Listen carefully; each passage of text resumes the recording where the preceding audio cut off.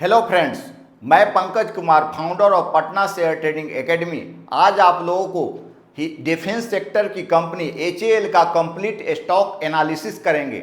जैसा कि आज सारे डिफेंस सेक्टर का जो शेयर है मैक्सिमम हाई पे बंद हुआ है, जैसे कि Bharat dynamics limited, BEL, Bharat electronics limited, HAL, सारे जो सेक्टोरियल इंडेक्स थे, डिफेंस इंडेक्स, निफ्टी डिफेंस, वो हाई पे क्लोजिंग दिया है। रिसेंट के दिनों में जो इंडिया और पाकिस्तान में जो युद्ध चल रहा था, जिसमें इंडिया जो है पाकिस्तान का एयरबेस को भी निशाना बनाया, 4-5 एयरबेस को। तो डिफेंस का जो सेक्टर है अभी वार का टाइम में, अभी तो सीज फायर हो गया है, लेकिन काफ़ी इसका ऑर्डर बुक सबसे ज़्यादा अभी है HAL के पास। करीब 1,83,000 करोड़ का इसके पास ऑर्डर है सिर्फ HAL के पास। तो इसका हम कंप्लीट एनालिसिस करेंगे। शेयर जो है काफ़ी मोमेंटम पे है और ऑल टाइम हाई से करीब 18% शेयर नीचे है।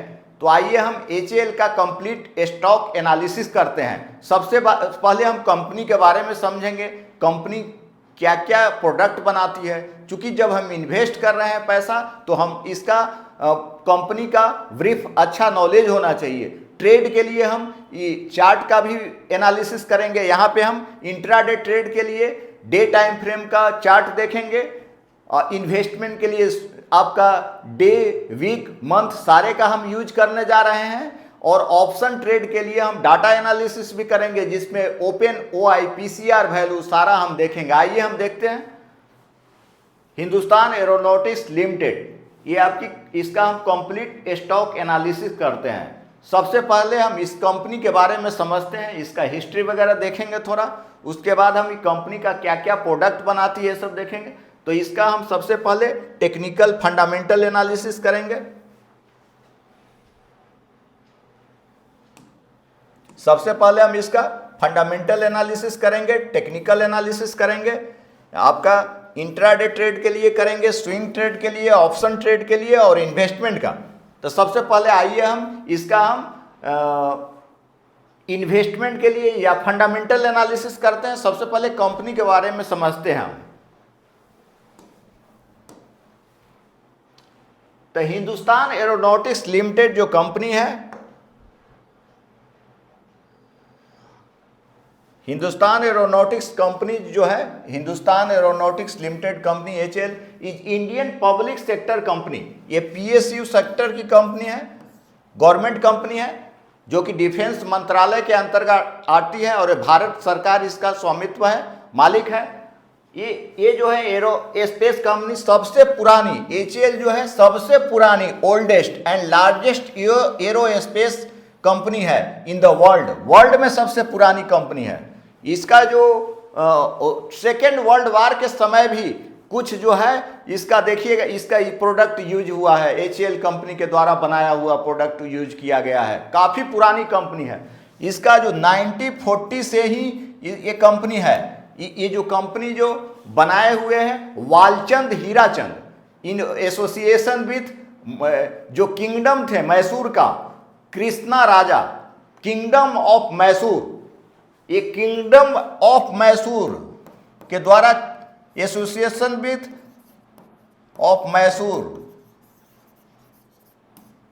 के द्वारा कंपनी फॉर्म किया हुआ है, Walchand Hirachand association with kingdom of Mysore. काफ़ी पुरानी कंपनी है, बेंगलोर में एस्टेब्लिश्ड हुई है कंपनी है, जो कि आज का मैंगलोर जिसको आप लोग बोलते हैं। तो ये दुनिया की सबसे पुरानी, ये जो कंपनी है दुनिया की सबसे पुरानी और सबसे बड़ी एरो स्पेस रक्षा निर्माताओं में से एक है ये कंपनी जो है।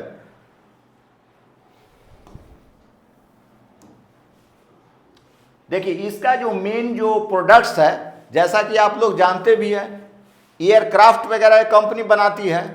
ये जो कंपनी है एयरक्राफ्ट बनाती है। तो एयरक्राफ्ट में जैसे कि आपका एयरक्राफ्ट है, जैसे आप लोग जानते हैं तेजस है ना, जगुआर करके है, जगुआर, ये सब एयरक्राफ्ट है इसका। हेलीकॉप्टर, सिविल एविएशन के लिए हेलीकॉप्टर वगैरह बनाती है ना। इसके पास लड़ाकू हेलीकॉप्टर वगैरह भी बनाती है, इस तरह का भी हेलीकॉप्टर्स वगैरह बनाती है कंपनी, काफ़ी बड़ी कंपनी है। स्पेस के क्षेत्र में भी है, स्पेस के क्षेत्र में भी ये अपना ये मैन्युफैक्चरिंग करती है, सिस्टम मशीनरी वगैरह भी बना रही है उसका। MRO, तो MRO क्या होता है? Maintenance, repair and operation. MRO का फुल फॉर्म क्या है? Maintenance, repair and operation. Maintenance, operation और रिपेयर का भी ये कंपनी काम करती है ना।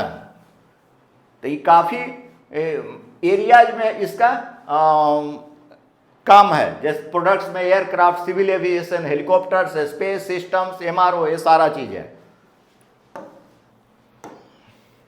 इसका जो प्रोडक्ट्स यूनिट सब है कहाँ पे बनता है, जैसे बेंगलोर कॉम्प्लेक्स है, MIG कॉम्प्लेक्स है, एसोसरीज कॉम्प्लेक्स है, ये सब इसका कॉम्प्लेक्स है।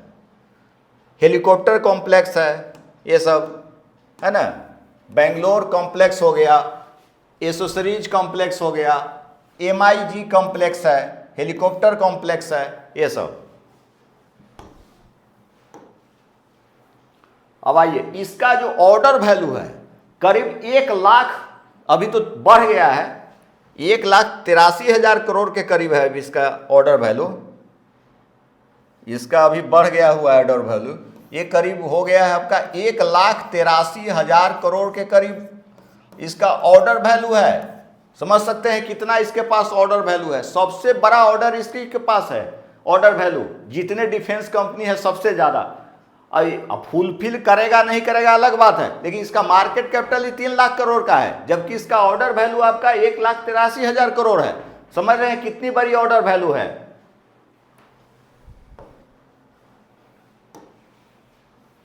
अब आइए हम इसका फंडामेंटल एनालिसिस करेंगे। तो फंडामेंटल एनालिसिस हमको इन्वेस्टमेंट करें या स्विंग ट्रेड करें है, मस्ट है करना, नहीं तो आप ओवर वैल्यूड स्टॉक खरीद लीजिएगा।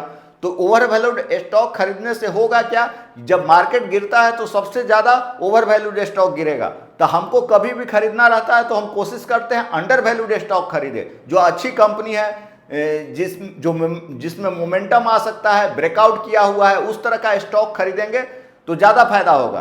तो फंडामेंटल एनालिसिस में सबसे पहले हम क्या देखते हैं? पी रेशियो देखते हैं। मार्केट कैपिटल इसका कितना है? मार्केट कैपिटल करीब 3,01,029 करोड़। तो मार्केट कैपिटल का फॉर्मूला क्या होता है? Share price into number of shares. तो ये मार्केट कैपिटल है, इसका शेयर प्राइस को जब गुना कीजिएगा, शेयर प्राइस को जब हम मल्टीप्लाई करते हैं नंबर ऑफ शेयर से, नंबर्स ऑफ शेयर से, तो हमको कंपनी का मार्केट कैपिटल निकल जाएगा।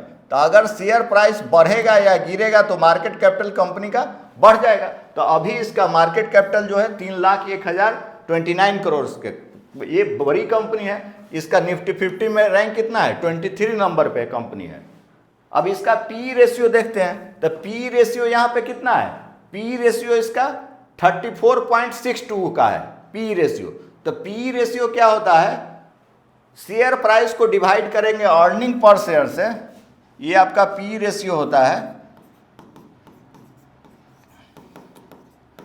शेयर प्राइस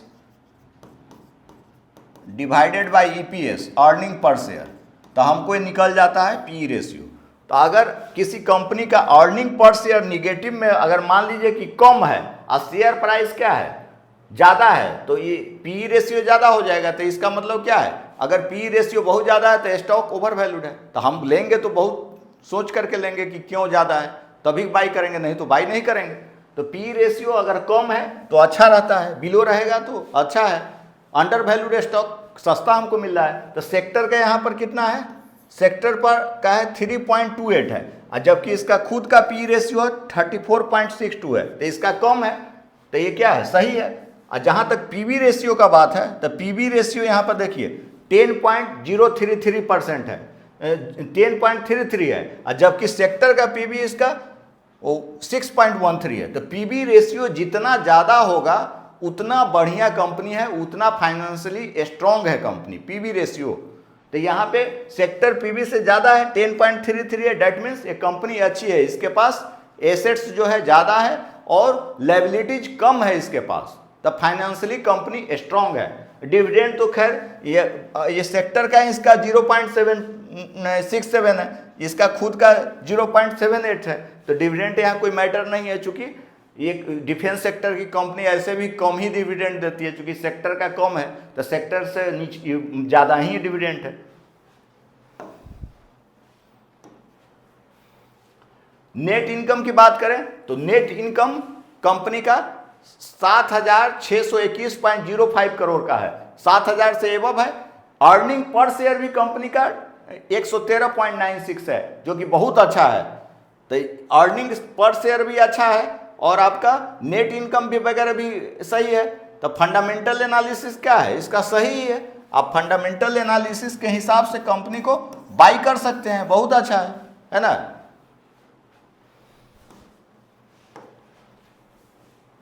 अब आइए हम इसका प्रमोटर होल्डिंग पैटर्न समझेंगे। तो प्रमोटर किसको कहते हैं कंपनी का, तो प्रमोटर कहते हैं जो कंपनी का ऑनर है, जो शेयर रखे हुए है उसको प्रमोटर होल्डिंग बोलते हैं, जो उसका होल्ड किए हुए शेयर उसको प्रमोटर होल्डिंग बोलते हैं। अब और उसका जो मालिक है वो प्रमोटर हो गया।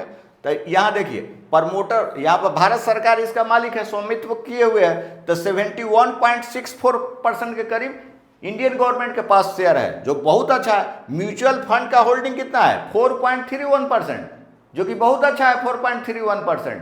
तो म्यूचुअल फंड ये आपका 4.31% है। अदर डोमेस्टिक इंस्टीट्यूशन, तो अदर डोमेस्टिक इंस्टीट्यूशन क्या होता है, DEI, जो इंडियन इन्वेस्टर है, मतलब जो बाहर का नहीं, जो इंडियन सिटीजन है, जो बड़ा इन्वेस्टर, जैसे इसमें म्यूचुअल फंड भी आ जाए, जैसे आपका स्मॉल बिजनेसमैन हो गया अदर में, या कोई कॉरपोरेशन है, या इंश्योरेंस कंपनीज वगैरह, वो सब इसमें आ गया अदर बिजनेस इंस्टीट्यूशन में, लेकिन वो इंडिया का होना चाहिए। Domestic institution that means. Foreign institution क्या हुआ, तो जो बाहर का, जो इंडियन सिटीजन नहीं है, जो बाहर की कंपनी है, जो मान लीजिए कि अमेरिका का, इंग्लैंड का, तो वो सब इंडियन मार्केट में इन्वेस्ट करती है। वहाँ की इंश्योरेंस कंपनी, वहाँ की कोई बिजनेसमैन हो गया, तो वो सब जो पैसा लगाए हुए उसको फॉरेन इंस्टीट्यूशन वगैरह बोलते हैं, है ना। या पेंशन फंड वगैरह हो गया, तो वो फॉरेन इंस्टीट्यूशन है जो इंडियन सिटीजन नहीं है। फॉरेन इंस्टीट्यूशन में वो काफ़ी 12.08% है, बहुत ज़्यादा है। आप ज़्यादा है। रिटेल एंड अदर्स, रिटेल में हम लोग आते हैं, तो जनरली रिटेल इन्वेस्टर जो है, जो इंडियन सिटीजन रिटेल इन्वेस्टर जैसे हो गया, मार्केट का मोमेंटम देख करके उसका व्यू जो रहता है रिटेल इन्वेस्टर का शॉर्ट टर्म रहेगा, मिड टर्म रहेगा, जबकि इसका व्यू रहेगा, म्यूचुअल फंड वाले लोग का व्यू रहता है लॉन्ग टर्म, 2 साल 4 साल 5 साल 1 साल, ऐसा व्यू रहता है। वो नहीं कि 2 महीना 1 महीना के लिए वो लोग शेयर लेता है, तो वो लोग काफ़ी एनालिसिस करके ही लेता है शेयर। मार्केट का ट्रेंड देख करके ही सिर्फ नहीं लेता है, ऐसा नहीं कि तुरंत बेच दिया वो लोग शेयर, लेता है तो कुछ होल्ड करता है, समझ गए ना। तो इस तरह से फंडामेंटल एनालिसिस इसका क्या है, बहुत अच्छा है पैटर्न। आइए हम आगे देखते हैं। अब इसका हम टेक्निकल एनालिसिस करेंगे।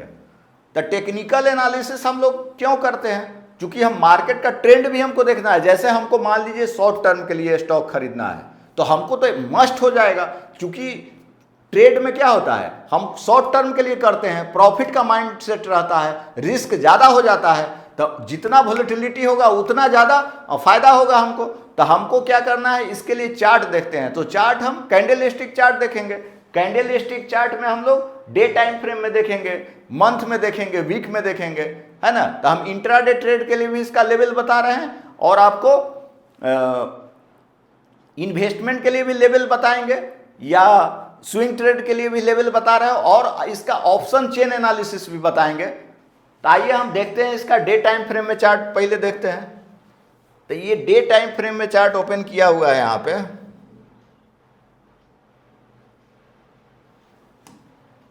देखिए यहाँ पे हम ये चार्ट ओपन किए हैं डे टाइम फ्रेम में, डे टाइम फ्रेम में चार्ट ओपन है ना। अब यहाँ आइए हम, तो आज का क्लोजिंग इसका है करेंट क्लोजिंग जो है, करेंट मार्केट प्राइस जो है, करेंट मार्केट प्राइस क्लोजिंग है 460870 पर है। तो ये जो लाइन आप देख रहे हैं, ये इसके ऊपर अगर एवब क्लोज हो जाए कैंडल, एवब क्लोजिंग दे दे कैंडल, तो हमको बाई करना है। तो हमको कहाँ के लिए बाई करना है?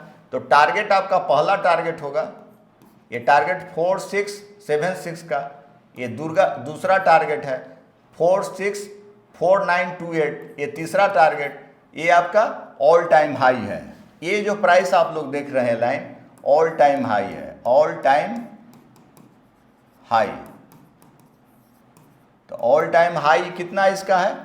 5643 के करीब ऑल टाइम हाई है। अभी जो करंट प्राइस है, करंट प्राइस आप देख रहे हैं 4608 है। तो करीब ऑल टाइम हाई से, ऑल टाइम हाई से बिलो है स्टॉक, बिलो आपको मिल रहा है करीब 18% के करीब ये डाउन है स्टॉक। ऑल टाइम हाई से 18% के करीब ये स्टॉक डाउन है। जहां तक सपोर्ट की बात करें, अब आइए हम इसका सपोर्ट देखते हैं। तो सपोर्ट यहां देखिए, तो ये आपका 44.71, ये आपका पहला सपोर्ट, ये आपका है 43.61.70, ये दूसरा सपोर्ट, ये 41.87, ये तीसरा सपोर्ट है। तो 3 गो सपोर्ट देखें, डे टाइम फ्रेम में देख रहे हैं। तो इस तरह से हम लोग लेवल देखे हैं इसका। इंट्राडे ट्रेड के लिए इमीडिएट 4675 का लेवल है 6 का, देन आफ्टर 4767 ये swing trade 40, all time high इसका 5643 का है। ये जो कैंडल फॉर्म हुआ है, काफी बुलिश कैंडल बना हुआ है। अब आइए हम इसको हम वीक टाइम फ्रेम में देखते हैं। तो वीक टाइम फ्रेम में आपका डोजी कैंडल बना हुआ है, अभी 2 दिन बैलेंस है। वीकली टाइम फ्रेम में आपका ये डोजी कैंडल बना हुआ है, डोजी कैंडल फॉर्म है। अभी 3 डेज बैलेंस है, जबकि डेज बैलेंस है। तो इसके एवब अगर कैंडल क्लोज होता है तभी हमको बाई करें। क्लोज एवब रहेगा तो हमको बाई करना है ना। नेक्स्ट टारगेट आप लोग को बताए हुए हैं अभी, समझे ना। तो वीकली में भी अच्छा बना हुआ है कैंडल, ठीक ही है। अब जहाँ तक मंथली है, तो मंथली में भी आपका बुलिश कैंडल फॉर्म हुआ है। मंथली में आपका क्या है? बुलिश कैंडल ही है, स्मॉल बुलिश कैंडल फॉर्म है।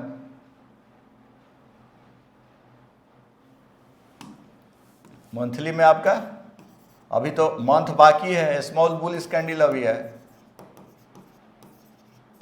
तो अभी करीब 2 वीक्स से मोर देन 2 वीक्स बाकी है, 2 वीक्स बैलेंस है।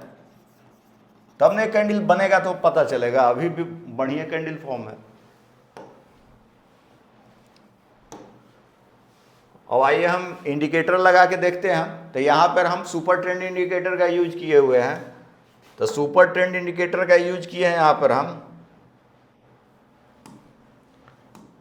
यहाँ पर हम यूज किए हैं super trend indicator, super trend indicator. तो ये आपका अप ट्रेंड में शो कर रहा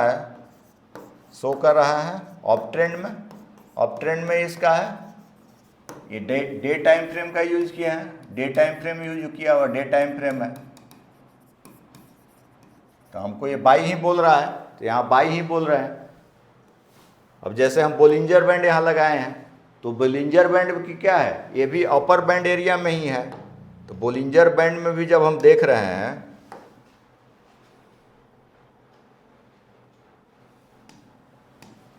ये बोलिंजर बैंड लगा हुआ है, बोलिंजर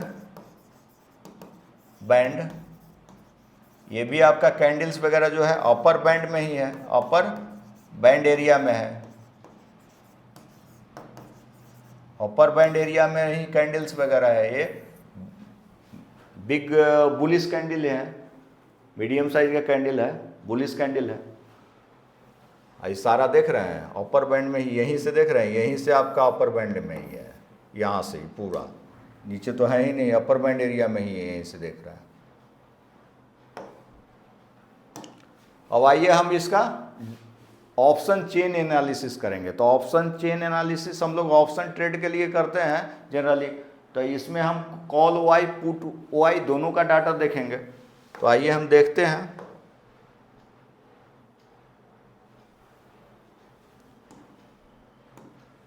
अब यहाँ आप लोग देखिए, ये आपका OI है, ओपन इंटरेस्ट, इसको बोलते हैं ओपन इंटरेस्ट, ओपन इंटरेस्ट। तो जितना ज़्यादा होगा पुट साइड का है, ये पुट का डाटा है, यहाँ पुट है और यहाँ कॉल है ना। तो पुट का OI, तो हम लोग सेलर के प्रोस्पेक्टिव डाटा देखते हैं, ऑप्शन सेलर का, चूँकि उसका ज़्यादा पैसा लगता है तो हमको डाटा एनालिसिस, हमको डाटा देखना रहता है, तो ऑप्शन सेलर का देखते हैं। तो अब आइए यहाँ पर देखते हैं, पुट साइड में पहले देखते हैं। तो सबसे ज़्यादा OI जो जनरेट हुआ है 207042, तो कॉल साइड पुट साइड दोनों का देखना है तो 4400 का है। तो ये जो लेवल है 4400 का, इधर से 2613, जबकि इतना माइनस हो गया है, ये जो लेवल आपका है बहुत ज़्यादा है। तो यहाँ से जो सपोर्ट दिख रहा है हमको, एक जो सपोर्ट है S1 4500 का सपोर्ट है, S1 4500 है। और दूसरा जो सपोर्ट आपका है 2087 का है, ये 4400 का है। तो ये आपका सपोर्ट है 4400 का। तो सेकंड जो सपोर्ट है इसका 4400 का है, देख रहे हैं, 4400 का है। तो ये हो गया आपका S2 4400। ये दो लेवल हो गया सपोर्ट पे। तो सपोर्ट पे हम लोग क्या करते हैं, सपोर्ट पे बाई करते हैं, बाई करते हैं। और रेजिस्टेंस पे क्या करते हैं, रेजिस्टेंस पे सेल करते हैं, है ना। तो हम इसका अभी रेजिस्टेंस देखते हैं। तो रेजिस्टेंस देखिए, यहाँ कॉल साइड में देख रहे हैं हम लोग। तो रेजिस्टेंस सबसे ज़्यादा यहाँ पर है 3425। तो 3425 4700 का है, 4700 का ये आपका रेजिस्टेंस हो गया 4700। एक रेजिस्टेंस इमीडिएट यहाँ पर है, ये आपका 4800 एक रेजिस्टेंस है। और दूसरा एक तीसरा सबसे ज़्यादा रेजिस्टेंस ये है, जो कि आपका करीब 5000 का रेजिस्टेंस है। तो ये तीन रेजिस्टेंस का लाइन है। एक हो गया रेजिस्टेंस R1 हो गया, R1 कितना है 4700, और R2 हो गया आपका, R2 का लाइन है 4800। ये आपका लाइन हो गया R3 का, R3 है 55000। तो तीन लेवल हम लोग देखें सपोर्ट का, रेजिस्टेंस का, है ना। तो सपोर्ट पे बाई करते हैं, रेजिस्टेंस पे बेचते हैं। तो ये दो लेवल देखे हैं, तीन लेवल देखे हैं। अब इसका हम PCR वैल्यू देखते हैं, PCR वैल्यू देखेंगे हम, यहाँ PCR वैल्यू देखेंगे। तो PCR इक्वल टू होता है आपका call OI put OI divided by call OI। तो ये आपका आएगा PCR वैल्यू आएगा 0.60। तो ये क्या है, बिलो 1 है, बिलो 1। दैट मीन्स ये क्या हो गया, बुलिश इसका नेचर है, बुलिश है। तो हमको बाई ही करना है। तो सारा हम आपको बताएं, तो हमको ये बता रहा है सी बाई करने के लिए अगर ऑप्शन बायर है तो क्या करेंगे, ऑप्शन बायर अगर है तो सी बाई करते हैं हम लोग, है ना। तो इस तरह से हम लोग ट्रेड लेंगे, है ना। तो इसका हम आज एनालिसिस किए हैं, HAL का कंप्लीट एनालिसिस किए हैं, इन्वेस्टमेंट के लिए भी बताए हैं, इंट्राडे, स्विंग ट्रेड, आपको ऑप्शन ट्रेडिंग सारे का लेवल भी बताए हैं हम लोग, ऑप्शन चेन एनालिसिस भी देखे हैं। तो आप इस शेयर को खरीद करके, काफ़ी मोमेंटम में अभी ये स्टॉक है, तो अच्छा रिटर्न कमा सकते हैं। तो आप ऐसे ही मेरे चैनल को ज़्यादा से ज़्यादा लाइक करें, सब्सक्राइब करें। तो अगला जो वीडियो हम बनाएंगे, next video Bharat electronics limited या भारत डायनेमिक्स लिमिटेड पे बनाएंगे। So please subscribe my channel.